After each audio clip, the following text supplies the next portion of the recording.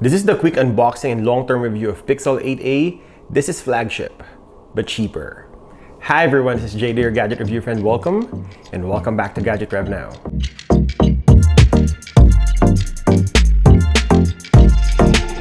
Although mid-range phones are getting better and better, but somewhere along the line, these popular brands will probably cut some of the corners, and most of the time, they will not give you the best performing phone. Let's say the iPhone SE, which is no longer being offered, will give you the performance but will backpedal on the design, screen technology, and camera performance. Or if you look on the Android counterpart, which is the Samsung A series, they will have the same looking design as the flagship competition, a competitive cameras, but will throw you an Exynos processor that makes the overall experience mediocre. Of course, you will have the Chinese brands with all the decent specs, but the reliability and support of these phones are always the question, especially the updates and the OS upgrades. But what if there's a mid-range phone that gives you everything from the camera performance, great support and updates, good-looking design, and even the flagship performance? This is a flagship phone, but cheaper.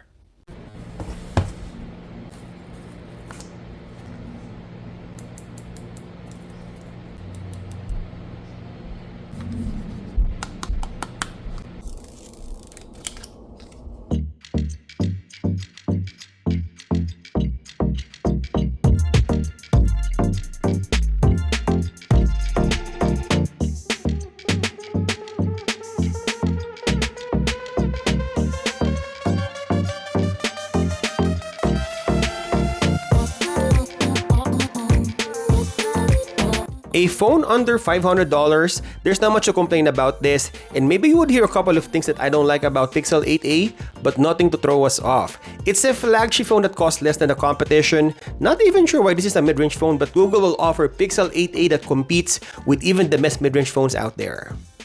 It's no surprise that the Pixel 8a gains the same Tensor chip Gen 3, which powers Pixel 8 and Pixel 8 Pro, which makes this mid-range phone even more compelling. Given how it's so close to the price of the Pixel 8, this phone feels snappy navigating around the interface and running a few apps, which can also be attributed to the faster refresh rate.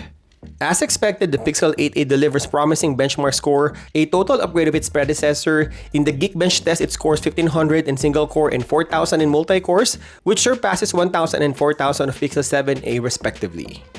The phone feels like a flagship performer in categories like the occasional email reply or running any of my favorite social media apps. The Pixel 7a handles them with finesse, much like Pixel 7a.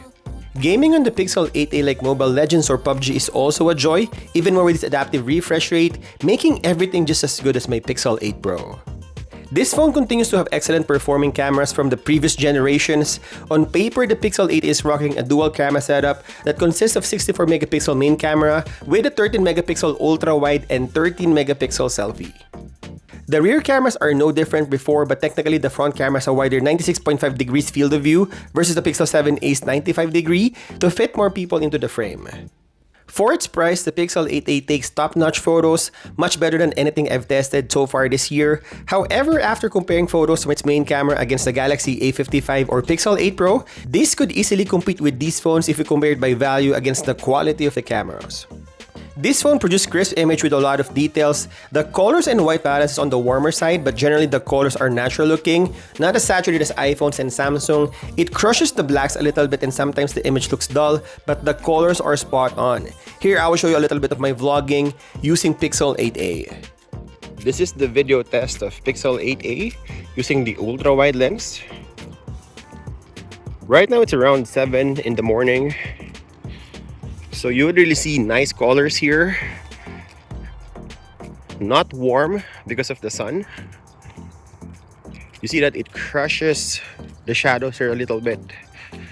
Let's switch to the main sensor. And this is the main sensor. You notice that the transition is smooth and it maintained the same colors and white balance. I'll show you a little bit of the sun, and it also manages the flaring better. Let's check the ultra wide. So it's the same. Here's the main sensor again. Again, you'll see the shadowy part here, and we're switching to the 2x digital crop, and it made it a little bit better here.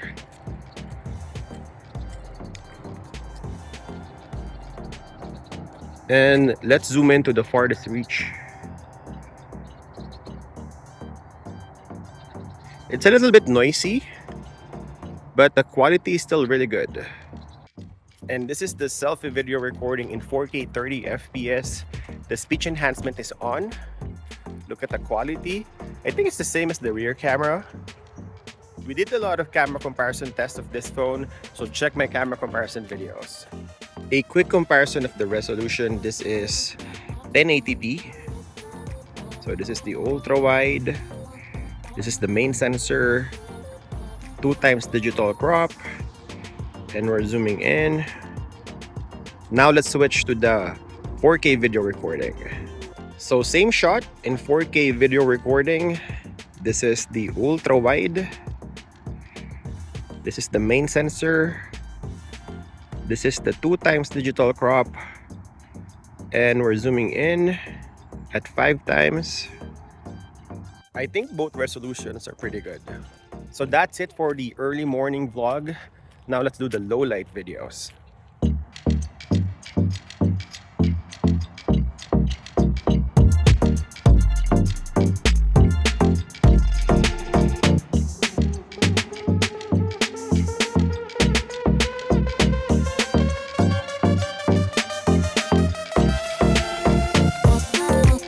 With the Pixel 8a's design, I'm really impressed how it looks and feels very much like Google's more expensive flagship phones.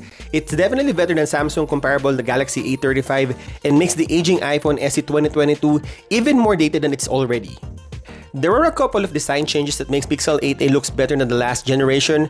First of all, the corners have been rounded to make it more in line with the design of the Pixel 8 and Pixel 8 Pros. And second, it feels much better to hold because of the matte finish and polished aluminum frame. It doesn't feel slippery like the glossy finish on the Pixel 7a, while the matte finish makes it more smudge resistant. Even though without a case, this phone always looks clean.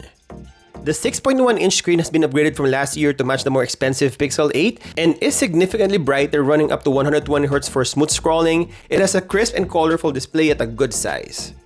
The bezels framing the Pixel 8a screen are noticeably larger than Pixel 8, although you're not going to be thinking about this unless you're looking at the two phones side by side.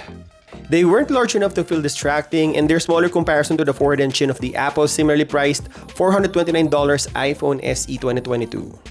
Google advertised it boosted the Pixel 8a's display brightness compared to the last year's Pixel 7a. I still find myself cranking the brightest outdoors, but it doesn't feel like a big of a problem compared to the Pixel devices I've tested from the past. This phone ships with Android 14 out of the box and almost all the top AI features Google's added to its high-end phones. That includes the excellent circle to search feature, live translation and transcription, and call screening and anti-spam features. One of the biggest upgrades for the Pixel this year is the extended software support at least 7 years from the release, which now includes the Pixel 8a. That length of support is very welcome and unheard of in the mid-range market under $500.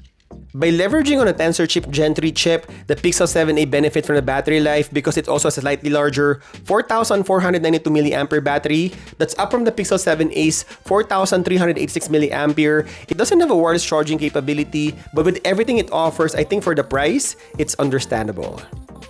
I think overall with everything you get from this phone, the sheer performance, great camera, flagship build and design, and the AI features with long software updates, you cannot beat the value of Pixel 8a, and I think in 2024, this is a flagship phone, but cheaper.